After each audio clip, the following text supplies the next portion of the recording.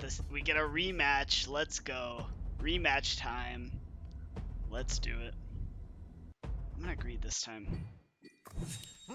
See, and that's exactly why I went greed, because I knew it would give me Aqua.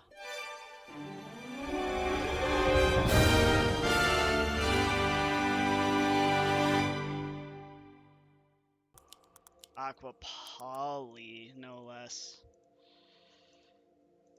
That's crazy. How's it going, everyone? I am going to be doing something a little different in this video, and I thought that since it was a good game, but I really didn't say like much of anything almost the entire time. Yeah, I thought it'd be, you know, something kind of new and fun to talk about the game and what my decision making kind of was here. So I'll just jump right into it.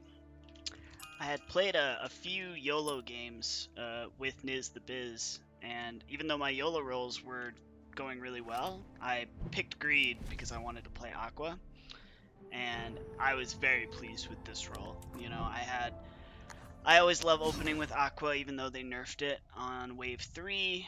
Still just a super solid opener. You can get to 6 or 7 workers on wave 3 pretty easily. And, you know, I was excited about the Poly because that covers its early weak waves, which is 5 and 6.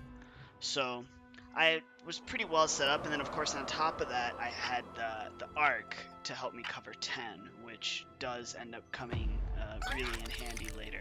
Juicy snail. That's just a snack. Ooh, I should have snailed. I should also say that this is a rematch against these guys that we just beat. So we kind of have that mental sort of warfare going into it. Niz the Biz had been picking champion, so he's got champion on his tree here.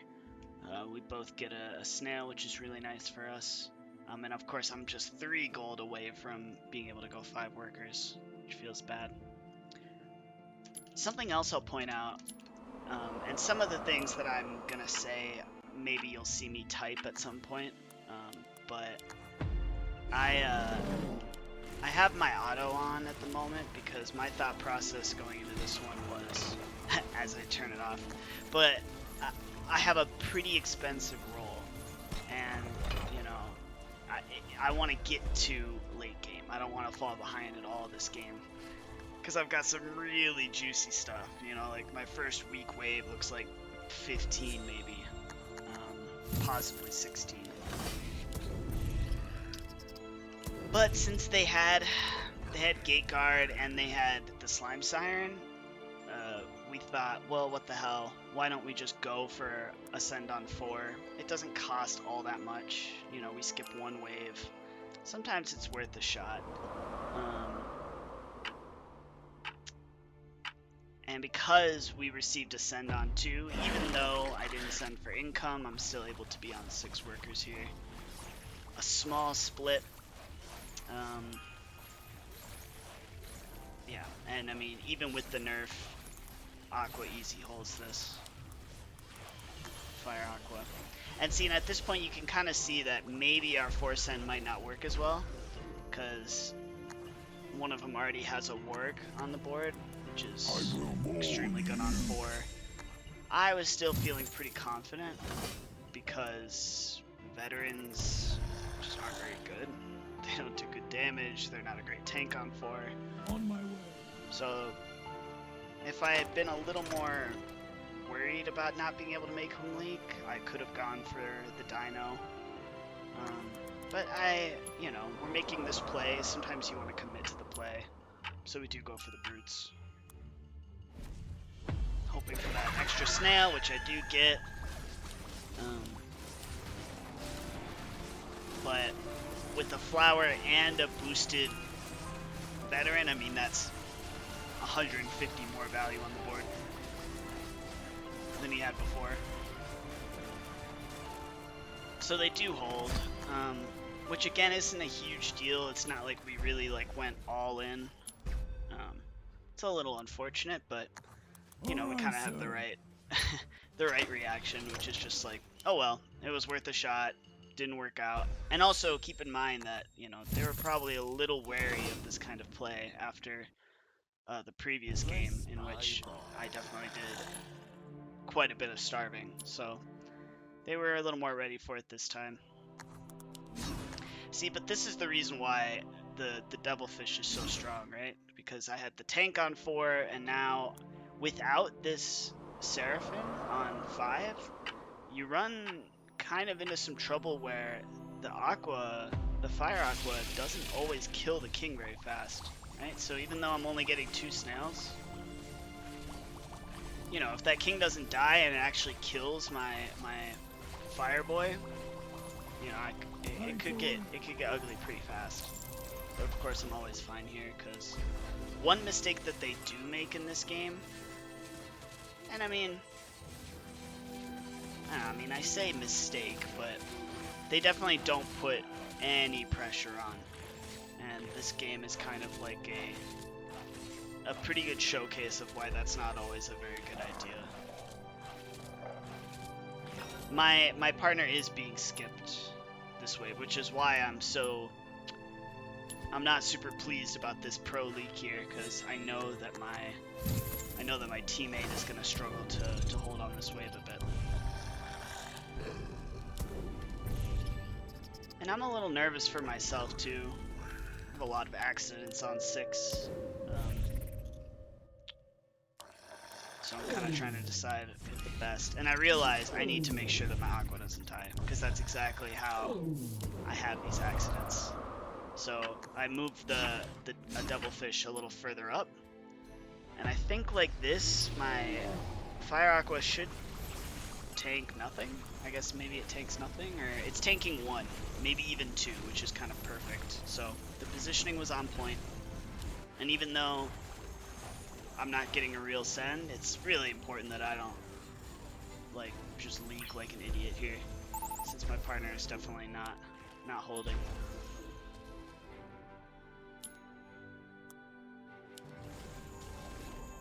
So we come out of this one relatively unscathed. And this is really what you want to be doing. If you're receiving income every wave, you do not want to be overbuilding. I'm playing a little risky. I go to 11, but there's no real threat at all. You gotta take advantage of that. Even in a game where, you know, you're pretty committed to auto sending because you have a pretty great late game role, it doesn't mean, you know, you want to turn your brain off. You know, I'm still looking at what he's building.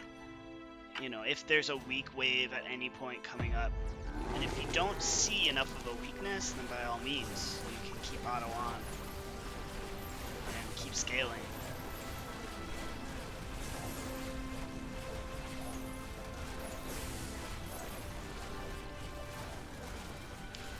And a good example of this is, you know, I'm looking, yeah, he has 3 veterans, but he doesn't look that strong on 8. He's got tons of arcane, but the flower, the harbinger, these are not amazing units on 8.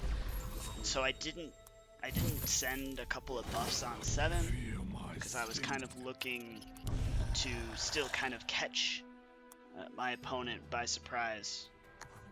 At least I think that's what I'm doing. Who can remember now? But yeah, so now I'm starting to think about my weak waves that are coming up. Like I said earlier, 5 and 6 were weak, but I was getting income the whole time. But if they so choose, they could have skipped here. And honestly, if they had, I would have been in some trouble. Like, talk about looking at weak waves. Like, if they were looking at my board, if I looked at this board, I would be sending on 9 every time. Because the trouble that you run into with the Aqua build is if you get a big send and you leak pretty hard on 9, you don't feel like you can push a lot to catch up on 10. because you're gonna leak really bad there too if you don't build. So it can put you in a really bad spot if you get punished on 9. But because they sent income on 8, I'm actually able to build for 10 here. And I sell the poly there, and I'm thinking, oh, I'm good here. I can push an extra worker. But I do decide to shift that 50 gold, which will give me the Arc of Justice just in case they don't send here. And as you can see in the chat, I'm being a little sassy. I don't think that they're going to skip because they've been sending income the whole game. But I'm actually rewarded in this situation. They don't send. My arc is already on the board. And there's a part of me that thinks maybe it's not enough. Maybe I don't have the tank value to hold anyway. But I do have quite a few double fish. It's a great tank on 10. And the arc is just so disgusting. And so I only have 26 gold left over, so it's a good thing I didn't push that extra worker. Maybe if I had sold a couple polys, I still could have gotten it, but... And I'm not very shy about selling units for a play, but obviously when you can avoid it, it's good to keep value on your board. So we're expecting the send here, and we're gonna start looking for our own send. And sure enough, the send does come here. I don't think it's a bad send. I mean, the mole makes a lot of sense. But fortunately for me, the arc is straight on the boss, so it gives me plenty of time. Yes, my lord. And we decide to actually save. We decide to go to 14, and rather than doing a long save, sending income here makes sense. And actually, I was gonna build a little over. I was gonna build a Millennium or something, but I decide to push instead, which I do think was the correct call. I've got Villain on the Arc of Justice. I've got a tree down, which of course gets that extra 20% on the wave that you place it. So I feel kind of strong here. And of course I'm pretty close to value too, so you could even argue I should have pushed more. But I am trying to make sure that I don't get caught unaware. Like, I don't look particularly amazing on 12, for example. Like, 12 could have been an issue. But once again, they try to catch me here, maybe thinking I would overpush. And I actually did when I saw this. I definitely thought I was leaking, because it looks kind of bad, right? But the arc has a great, it's a great tank on this wave. It's fortified. It's got Villain on it. I mean, we're just chilling.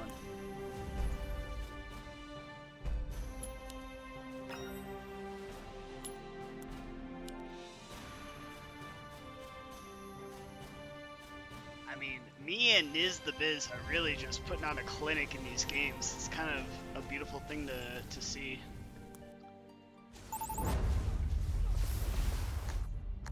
I'm not gonna push. I don't think it's wise. Day has come. And this is where I do think, like, if they had gone 12 instead of 11, I really didn't have that many. I mean, best thing I could have done was just build a bunch of trees. And that wouldn't have felt very good. And my teammate doesn't look that great on 12 either, so it's probably a missed opportunity from them. But I don't necessarily blame them. And here I'm worried about an even crazier resend.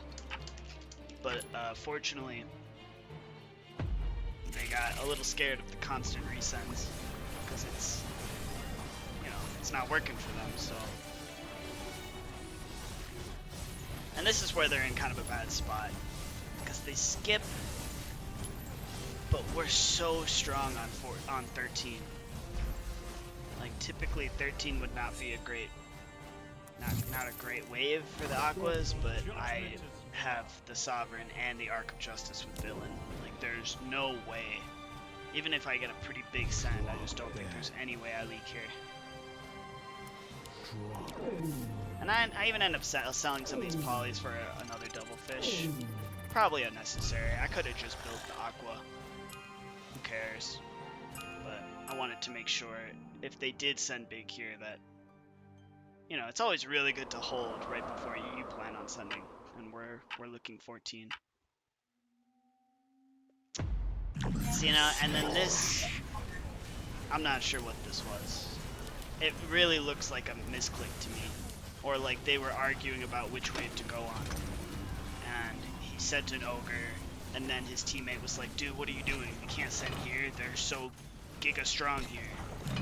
And that's just kind of one of those unfortunate things that can happen in an ancient game, especially if you're playing with, you know, just some person, like someone you don't usually play with. You're not always on the same page. But unfortunately, that does cost them pretty dearly. Not that I think we were that scared on 14 anyway. Off to work. But the ogre send, you know, lets me push a bit more. I get the mole out.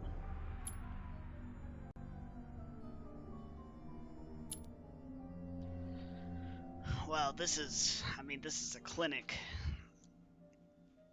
is what this is. I don't know. Why would you send a single ogre on 13? I mean, I guess it could have been a misclick. Like, that's the thing that makes the most sense to me.